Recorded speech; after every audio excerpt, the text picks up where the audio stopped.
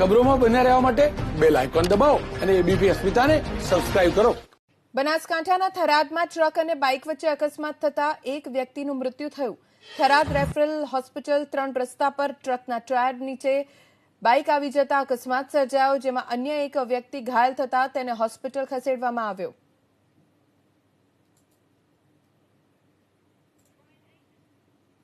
Tharad police ઘટના સ્થળે પહોંચી ગઈ છે. સમગ્ર મામલે તપાસ પણ શરૂ કરી દેવામાં આવી છે. રેફરલ હોસ્પિટલ 3 રસ્તા પાસે આ ઘટના બની.